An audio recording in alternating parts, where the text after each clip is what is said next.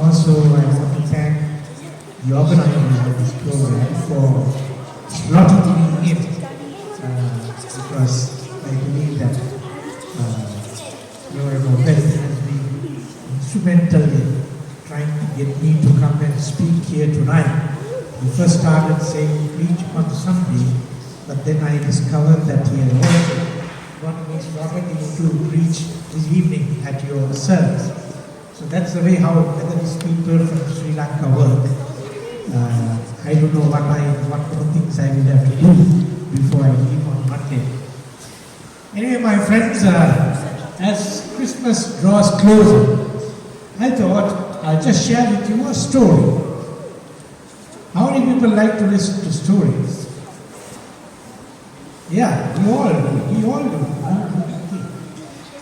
There was a rabbi who had a group of students seated with him, and one of the students asked him, "Rabbi, tell us how we could identify the Messiah when he comes." So the rabbi said, "Go to the Jerusalem city gate.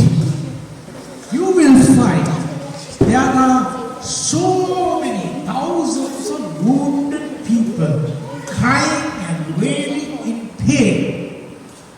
And they have festering wounds. They have very painful wounds. And they're all crying because they want healing from their wounds. You watch them very carefully. And then you will suddenly find that when these people are groaning in pain, there is one wounded person who is actually attending on a wound on his left hand. And while putting medicine and bandaging it, he quickly runs to another wounded person and attends on his wound. And having attended on that patient, he returns to his place, sits there, and then he starts treating the wound on his right leg. And while treating and bandaging, he hears another cry of another wounded person, so he runs there. And then he will treat that person, put the medicine, bandaging, comfort him, and then he will come and sit again in his place, and he will start treating a wound on his head. And then while he is doing that, he hears the cry of another person, so he runs there. And he treats that wounded person, comes back to his seat, and then he starts treating the wound on his hand. And then the rabbi said, "You asked me the question, how to identify the Messiah, the one, the anointed one that comes from God." And the rabbi said, "The man who is wounded and is able to hear the groans of another wounded person and will go there and treat him and comfort him and returns to treat his own wound is the Messiah. He is the wounded healer." My friends, what a wonderful story. We are about to celebrate the birth of Jesus Christ, and we have all the glamorous celebrations of the birth of Christ. But don't forget that the one whose birth we are to celebrate is the wounded healer that God sent as his anointed one to heal the wounded people in this world. And how wonderful to know that it is not simply that God became man, but he became a man who is wounded. Now try to fit that into the whole concept of Jesus Christ, who was in agony at the Garden of Gethsemane a few hours before his death. You remember what Jesus said? He said, "I have come to my heart, and I am so painful and frustrated of this oncoming cruel death upon myself. And he cried. He was afraid. Can you imagine Jesus who redeemed people from fear? The Lord who went and comforted the people who were in sorrow. Now he himself is suffering in the Garden of Gethsemane in sorrow. But having attended on his own sorrow, he goes to the cross to attend to all the pain, the agony, the curses that had come upon every human being because of their sin. So my friends, the Messiah whose birth we are going to celebrate in a few days' time is a wonderful Messiah. He is not somebody who has read about our painful situations in life. Are there people here who are in pain? Is there someone who can say, I have never experienced pain? My dear friends, none of us can ever say, I have never experienced pain. Maybe physically you have experienced. Spiritually you have experienced an agonizing moment in your life. Or mentally you have fallen and you have experienced pain and suffering.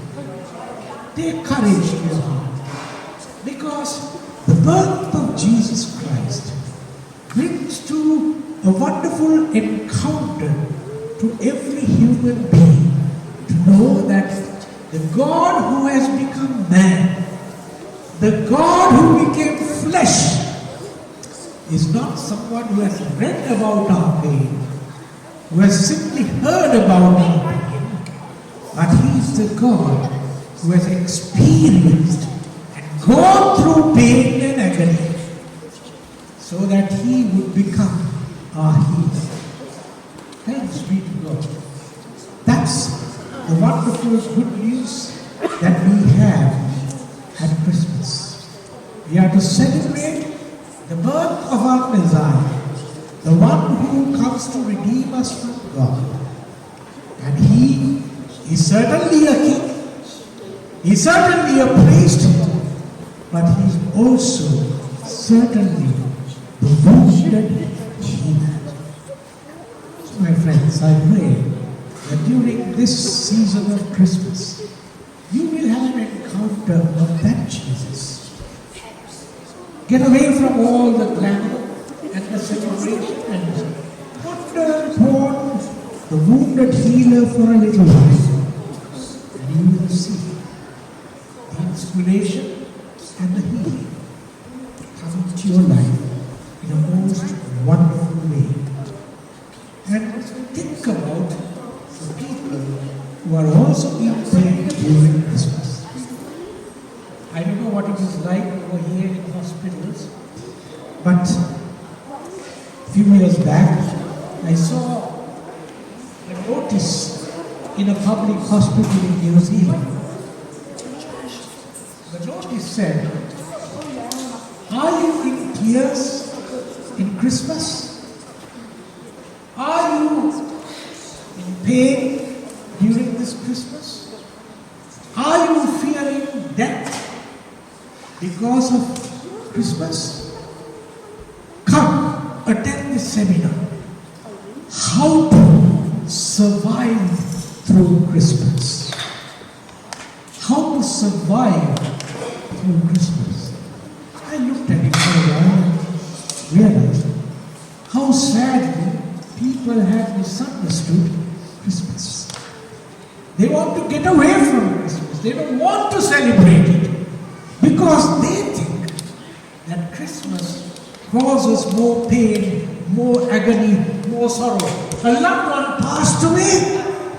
How can I face Christmas? How can I face Christmas for the first time without my loved one? So Christmas is a problem for them. Somebody is stricken with cancer and is going to die, and they don't want to face Christmas. But my friends, that's the wrong understanding of Christmas. Christmas is not something where you must learn through a seminar how to survive through Christmas.